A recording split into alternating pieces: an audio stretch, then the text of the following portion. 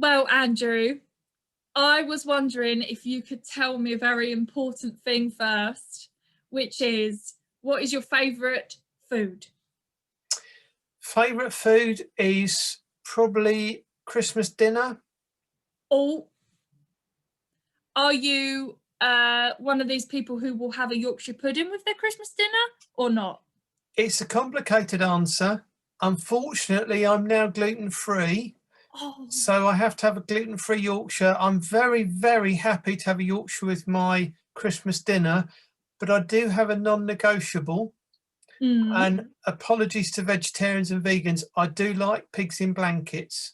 all same. They are good. I always make a really big error though. You know, like when you go to a Toby Carvery. Have you ever been to a Toby Carvery? I am aware of them, and I have eaten there. Yeah. Oh, but at Toby Carvery, love a Toby Carvery, but I always make the mistake of ordering the pigs in blankets as a side and can't finish them. And it's not good. But they're very nice cold. Oh, that's true. I should ask to take them home. Goodie That's bag. true. Yeah, little goodie bag. Being cheeky, I do like a cooked breakfast. Oh, yeah, good fry up. Oh, do you like black pudding? I have had it in the past, and probably I'll pass now. Yeah. But I like the classic full English, Yeah. and I also like the American diner cooked breakfast as well. You see, right, this is a big debate in our house.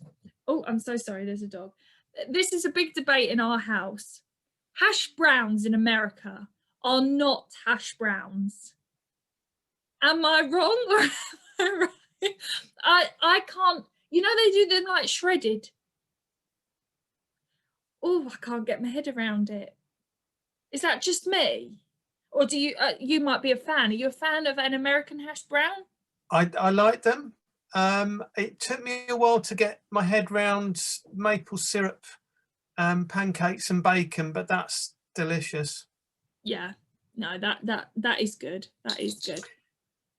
My best cooked breakfast I earned by picking peat sods in Northern Ireland, and I got a pint of Guinness, and then my hostel host gave me fresh cured bacon, duck's eggs, fresh butter. It all tasted like ice cream. It was amazing. It all tasted like ice cream.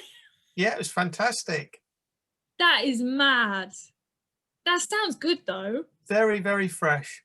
And all for just doing some work. An hour of picking peat sods for the fire. That's not bad, that.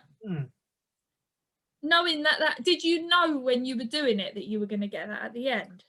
Yeah, well, you know, I was happy with the pint of Guinness and the game of pool, which we had in the evening, and then we got a cooked breakfast in the morning. So, can't complain. Yeah, that's great. Good.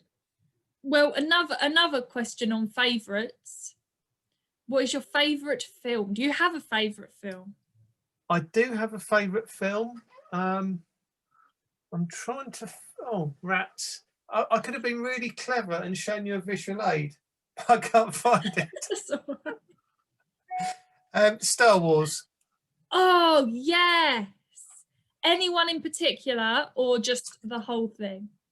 So in 1977, my dad took me to see Star Wars, and no joke, I was sat in the cinema, and when this, you know, Princess Leia's spaceship went over and laser cannons were firing, and then this enormous Imperial shuttle came through, I was sold. You know, so that was within 20 seconds. And then there's R2-D2 and C-3 and Stormtrooper and Darth Vader, and then they're on a foreign planet, and then there's Luke Skywalker, and I want to be Luke Skywalker, and then there's the four. Oh wow! And then X-Wing fighters. Has there ever been a better spaceship than an X-Wing fighter? It's just all going on. It's just so much in those films. Yeah. I love Star Wars. Do you know what? I only finished watching like all of them in lockdown 1, which is quite sad that I've got to this age and I hadn't watched them all, but I have now. And It's I a good will job you watch declared them. that now, because I now feel comfortable to carry on the video. Oh yeah, it was just going to be a see you later if you haven't watched them. Laters taters. I found my visual aid. Oh hello, he's found it.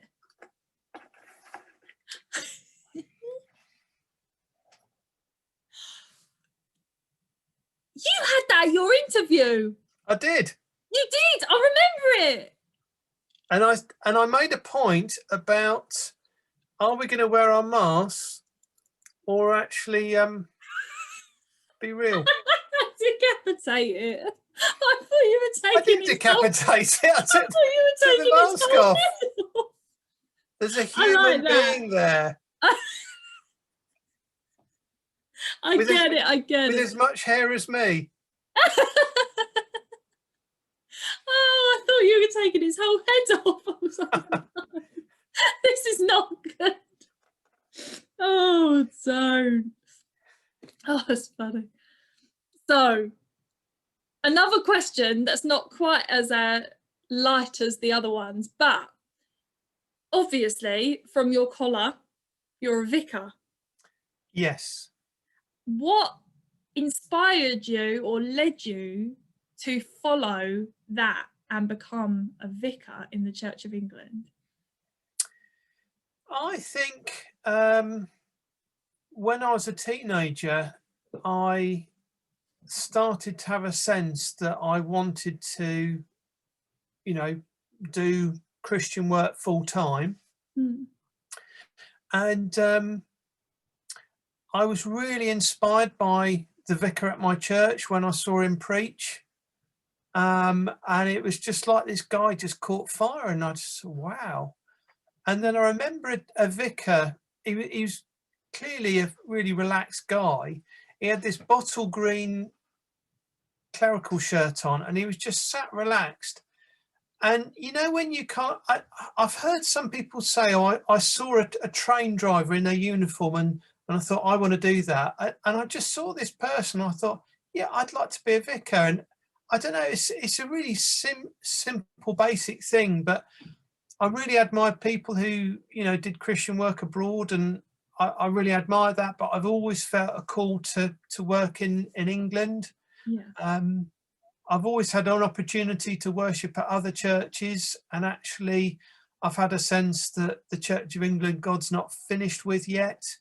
And actually, it's such a giant of a church. If you wake a giant, you wake a nation. And I felt that, maybe I can offer myself. And in the end, there was a lot of knocking on doors. For quite a few years, the doors didn't open. When I first started exploring it, I think I had a lot of growing up to do, and I was quite young. And they said, look, why don't you get a job, get a profession? So I was an RE teacher for, did my training and was an RE teacher for 4 or 5 years. And then really after that, went on retreat. I could have traveled around the world. I went on retreat. And it was while I was on retreat that I just really got this sense of God saying to me, feed my sheep. That was the phrase. And I was kind of like, yeah, okay, I'll be a teacher and feed your sheep. And I just felt God knocking on the door saying, no, feed my sheep. Who did I say that to? I said it to Peter. Who was Peter? Peter was the rock on whom I built my church. So Saint Peter, or the disciple Peter. And then I felt that God was actually saying, I'd like you. Not because I'm brilliant, not because I'm fantastic, but because God saw my heart and realized I was willing. And, I think if we're willing, God is able. Yeah. Like attitude's a massive part of things. And you say you're not brilliant, but you are. We all know it. You are fantastic. But you are also incredibly humble with it. And I think, thank you. I think that's something that really speaks a lot in how you do your ministry and work alongside others and do God's work in the communities where you're based. So definitely you are brilliant. Oh, thank you. But a massive part of work that you've done in the Colchester area has been through the food bank. Would you be able to tell us a bit more? Because you've obviously been a massive part of the founding and the setting up of that, but also the ongoing ministry of the food bank as well. Yeah. So back in 2008, I'd just finished paternity leave, and I was in morning prayer, and I was reading about it's the allotted scripture for the day, and it was talking about the story of Joseph and the Technicolor Dreamcoat, and how he interprets a dream, a nightmare that Pharaoh has, of 7 thin cows swallowing 7 fat cows, and the interpretation is 7 years of famine are going to follow 7 years of plenty. And Joseph warns Pharaoh, and Pharaoh says, okay, if you're smart enough to work out my nightmare, not that you knew anything about it and you know what it's about, I'm going to make you prime minister of Egypt. Make preparation. And Joseph builds the grain silos, they store the grain, and it helps Egypt and the surrounding area to survive a 7-year famine. And I was probably a bit groggy from sleep deprivation, February 2008, having, Isabel being born. And I said, oh, thanks for that, Lord. That feels as relevant as a chocolate teapot. And I suddenly felt in my spirit, God challenged me and say, no, it's going to happen. And suddenly, jing, I was just kind of, oh, what does that mean? So, I just thought about it, prayed about it, and I went to buy a big issue onto a meeting with them at the Mayor's Parlour in Colchester. Yeah. And the big issue had a picture of the globe with a puncture, and it said, will the great credit bubble burst? And it was an article of what would happen if the economic markets in the Western world started to collapse. And the mayor was talking about prosperity for all, prosperity, bigger, brighter, louder, the kind of thing that a mayor bigging up Colchester would trying to say. And I just felt a total check in my spirit. And I went to the Christian Resources exhibition, and I asked myself the question, what's the one charity in this exhibition hall that is well placed to help people in an age of austerity? And there was a very small network at the time called the Trussell Trust Food Banks, which was growing out of Salisbury. And I chatted to Jeremy Ravin, who was there on the stand. I said, I'd be interested to talk to you a bit more about that. And I just felt that it was an issue that was bigger than any one church in Colchester. So I started making a nuisance of myself, and there was an opportunity to speak at a public meeting for clergy, and I said about the idea of a food bank. And then we had an interest meeting, and then this is where you get an idea that God has been at work, because Brian Ford, who lives in Alresford, where I am, he'd heard of a food bank being set up in South Essex, and he said to the Bishop Christopher at the time, why don't we set up a food bank? And I was saying, what about a food bank? And Bishop Christopher put the two of us together with Reverend Hilary LeSevin Greenstead, and our aim was to try and get some kind of food bank together for the winter after. And that September was when the stock market crashed. And suddenly we're into an economic crisis, and we felt that the time was ticking, and the plan was to try and get ourselves in a place where we'd registered as a Trussell Trust Food Bank, so we had their manual to operate. And then we started giving out food parcels in the October of 2009. Oh wow, so it was quick. So it took us about a year to get the money together and get people. And then I got a phone call, would you like some free storage, from the Big Yellow Storage Company? Then we got a phone call from someone at the council. We've been praying about giving out food parcels in a central location. Would you like to distribute food parcels from Angel Court on the high street? And we'll do it for you. Yeah. We'll do that. that's great. And then one food storage thing then became 5, 6, 7. Then we had to have 3 industrial units at Big Yellow. Then we outgrew that. Then had a few years later, we had started having managers, and God just kept on providing amazingly through people's generosity, the food. And then the Army did an urban exercise with some Army trucks, and they helped us move our food from the Big Yellow to Moorside. Oh, And then within 6 wow. months, we'd outgrown that. So we had an army of volunteer, like ants, just arrive, and they moved us. And now we've moved to Stanway again. Yeah. But, you know, at first I was amazed by God providing the food. And then I was amazed by how the food could then be distributed. And then we've taken charge of the food bank distribution, and then satellites have grown and grown and grown. And now we've got a dozen satellites, and, you know, 15,000 people fed last year. That's incredible. And So, also, I think what stands out to me, there's a lot that stands out, but one thing that is quite poignant is that we often feel like we've got to have everything sorted before we make a start on something. But actually, God's like, no, like, I will do the hard work, you know, I will do the things that seem impossible. You just do what you can do, you do what is possible, and I will do the rest. And so, you know, starting from a small dream or a small thought after paternity leave, when you were probably feeling that like you're really tired and like quite a you know, excitement of having a new baby, but also the tiredness of being a new parent, to then be thinking about something like that happening felt like too much. But God used that thought and that time to build something and to grow something fantastic with other people.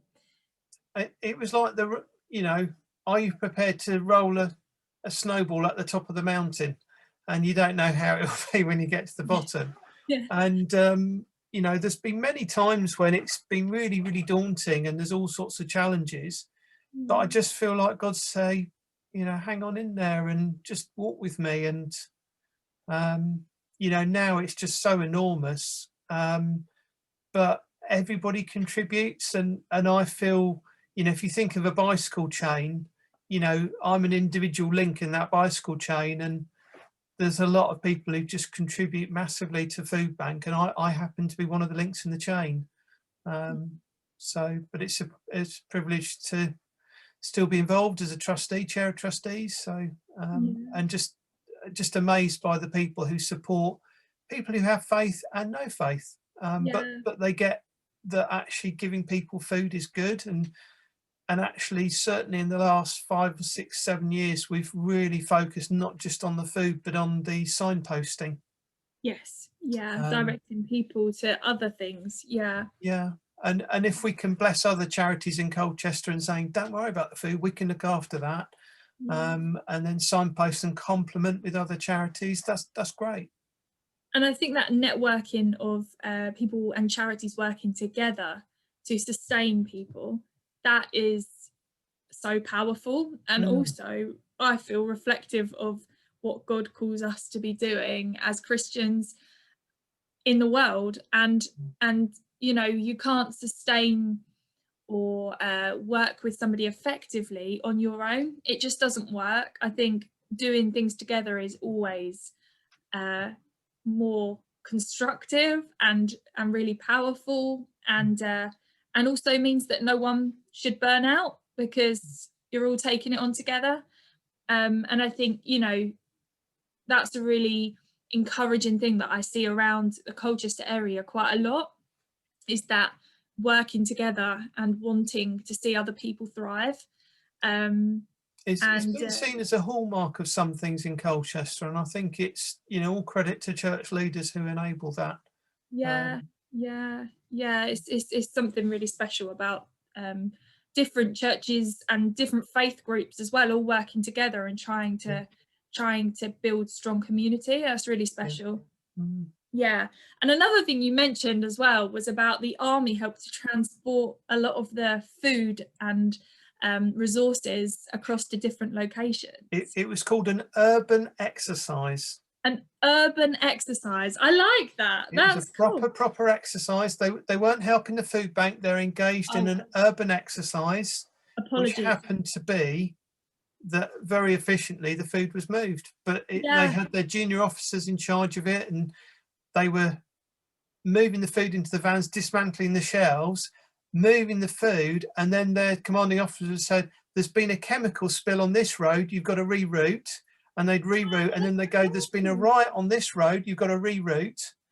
And then they got the shelves into the warehouse ahead of the food, Yeah. and the food was going onto the shelves, and they finished, I think it was in about 3 or 4 hours. And this soldier came up to me and he said, "Padre, I'm sorry, but a bag of pasta has been split and a jar of jam has been broken." And I went, "I think we can let you off that." It's just That's all amazing. you've done. But in That's fairness, 6 months later, a huge swarm of volunteers did something pretty much the same. Yeah, yeah. And I think So, that's an amazing way, to link what they are doing, like in the army, what they were doing and what they needed to do mm, to learn more in doing something, but also in helping the community. mm, Like that's really special. So as well as your work with the food bank, as you were mentioning about the army, you have been involved in chaplaincy within the army. I mm. think that's right.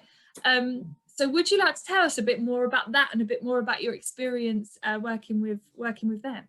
Yeah, I mean, I think the Church of England has got this strange idea that there's geographical areas called parishes. So you Yeah. work in a specific area. And in my parish, there was a lot of housing, which was army housing, where Okay. folks were in the paras, lived. And I couldn't really connect with that bit of my parish. And then out of the blue, when the Afghanistan conflict was going on, I think it was in 2010, I got contacted saying, would I be able to support 2 para and 3 para as the Padres deployed to Afghanistan? Would I be able to support the rear party?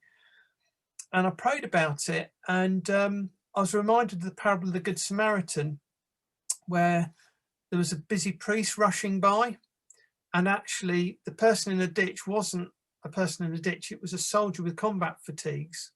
Mm. And I felt like God was saying, was I going to be the busy priest who rushed by, or was I going to get involved? And I just said to them, look, I'm not naturally army. You're going to have to show me what to do, but here I am. If I can help, let me know. And one of the first things that happened was I went to the HQ for 2 para, and this guy was smoking a cigarette, and he's just on a break. And I said, "Oh, I like your Help for Heroes bangle or band." And he said, "Yeah, yeah, a friend of mine gave that to me as he was dying." Oh. And when you just think, I've totally put my foot in it.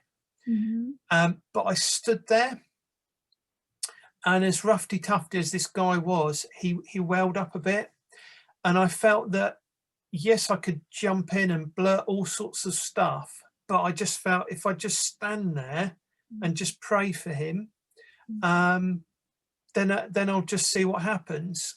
So I just stood there and observed the moment, and then he just poured his heart out, and he just shared, and I just, I've got a big pair of flappy ears. I just stood there and just prayed for him and listened, Yeah. and then he went, "Thanks for that, Padre, I needed that," and walked off. Yeah. And I just thought, actually, I'm worried about having this right script, what to say, all these clever. What I needed to be was just be there and be available.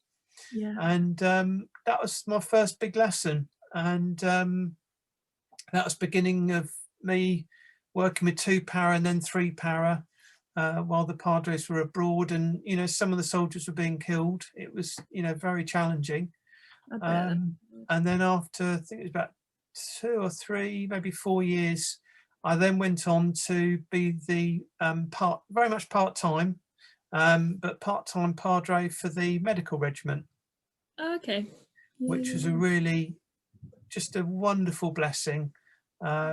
Just met some wonderful people in 2 para, in 3 para, privilege of walking alongside them. And then it was special for me with MedReg because I was their padre. yeah. And, I didn't have an office. I could have had an office possibly, but I just walked around like a bobby on the beat, just walking around, knocking on doors, chatting to folks in their offices and going, how's it going? And sometimes they were busy and didn't have time to chat. Other times they just could let off steam in my direction. And, sometimes it was just chewing the fat. But invariably, for every morning I went there, once a week, there'd be 1 or 2 God conversations, which, privilege of wearing the dog collar, those conversations happened. So, and I was given one of these, which is the Ah, cross that military padres wear on their robes. yeah. And now that I've stood down, I've taken that off my robes because I'm no longer 10 years, and then I felt it was right to. I felt I got a nudge Yeah. that I needed to step down. So yeah. That's amazing. So that's like another aspect of your ministry and like Mm. something else that you've done within the area as well. That's amazing. And I'm going to throw a question out there now, and you're going to be like, oh, you didn't prepare me for this one. But have you got, or I know you have, but like, what are your dreams for the future of your ministry and for the future of what you feel God is calling you into, and maybe linking some of those things, or it may not be, but something that you feel that God has laid on your heart to pursue in your ministry. Well, God's called me to the Tenpenny Benefice, and part of that is me stepping into a new setting, a new context. So I've been in a more urban setting for 12 years, and now I've gone to a more rural context. And I've, what's been challenging for me is I've been here 5 months, and then we got into lockdown, so I've had to do ministry in a very different setting. Yeah, But I think what's bubbled up for me probably in the last few months is, which is close to my heart, is 3 key words that I'm trying to share about, doing church and doing faith and life in this area. And one is that I want everybody to have this sense of belonging, whether you're part of the church or, just living in the area. I want you to have this sense that you belong, you're welcome. If we say you're welcome, it can be all nice and polite. If we say you belong, yeah, actually, as you step over the threshold of the church, you have a say. You belong. We're not going to treat you as a stranger. You belong. So that's probably the first key word. The second one is encounter. For me, my life has been transformed from having an encounter with God, with getting to know Jesus, his son, inviting Jesus into my heart. I want people to have that encounter with Jesus, not just as a good man, as a kind man who died a horrible death, but actually Jesus who lived the most remarkable life, and didn't just die on a cross. He was resurrected. That's the Easter hope, for people to have that personal encounter with Jesus and with the Holy Spirit. And then if people have this sense of belonging and they're encountering God, wouldn't it be strange if nothing changed, if they're just exactly the same? My third key word is transformation. I'd like people to have this sense of belonging, encountering God, and then seeing themselves transformed, seeing their relationships transformed. It might take a long time, might take the rest of their lives, but actually seeing people set free from things that have trapped them in, people having peace maybe where they didn't have peace before, and I think those 3 words, we're not starting with a blank sheet of paper. We're recognizing that as church communities, we've gone through this pandemic. Yeah. So, you know, journeying with people who've gone through that, but actually saying, we have a hope, you know, we want to share this with you. You belong, whether you're a stranger or not, you know, you belong.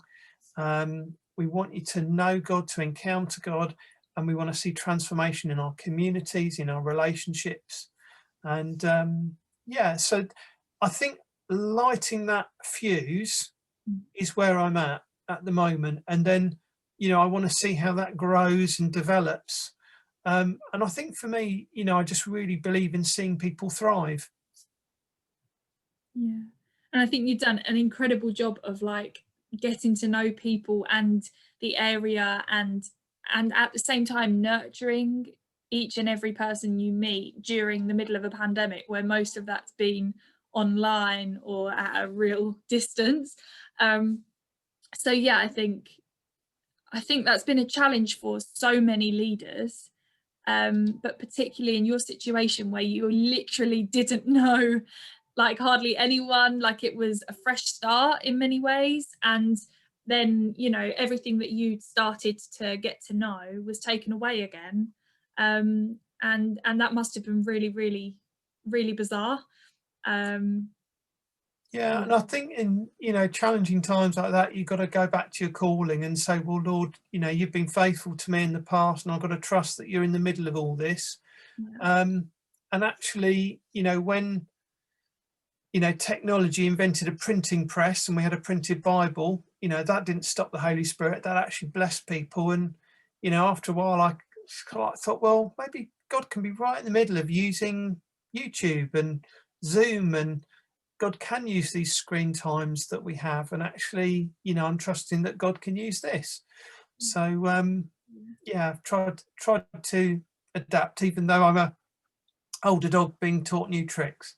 not at all, not at all. I think you've done amazingly. Like things have, yeah, things have run really well throughout the time, and I think you know it's exciting to see the future as well as we sort of come out of this pandemic and come into a new time, of seeing where that heads and what that will look like and stuff like that. So that's awesome.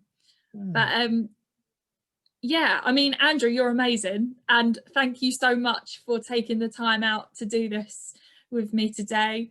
Um, and and thank you for being an awesome boss as well. Just get that in there Oh, because you're amazing. I was just going to say, finish on another fun question, which is, what are your favorite things to do to take time out, like when it's just like time for you and like you enjoy getting some time to yourself and not having to have your collar on or whatever? What do you enjoy doing? Kathy and I, my wife, I've not mentioned my family, apologies, but Oh my god, bless them. we're starting to get into our garden actually, which is quite nice. So Yep. starting to see that. Specific to me, I do like cars. I get Top Gear magazine. As if I didn't know that. That's awesome. Yeah, That is cool. so I like watching Top Gear. Yeah. And confession, during pandemic, I have played a car racing game quite a bit. So Eh, I've got to be careful. I don't do too much of that. But yeah, and I think I like a bit of music. I like listening to BBC Sounds and, you know, documentaries and comedy. And you know, I drive the family up the wall, just have my headphones on and listening to stuff while I'm emptying the dishwasher or whatever. So yeah, yeah, and I know you said you haven't mentioned your family, but you have an awesome family, and they are, absolutely. do you know Yeah. what, as well, just watching them leading worship with you on a Sunday throughout, especially like in the first couple of lockdowns when you were doing like live streams on a Sunday Mm, morning, and like just seeing your family come together. There's something really powerful about that, like mm. the family being okay to lead worship together. They've And done amazingly well. so well, and it was just awesome. Kathy playing music and the girls leading prayers, and just it was just really cool. So Yeah, thank you to you and your family for that, because that was really cool. yeah. No, they did great. Well, thank you so much, Andrew, for helping me out today and doing this and taking the time out to be interviewed. Pleasure. um Thank you so much, and thank you for all that you're doing for us in the Benefice as well. Um, Oh, yeah, you're a real blessing to us all. So thank oh, you. well, bless you, Charlie, and bless everybody who tunes in. Yeah, no, awesome. Thank you so much.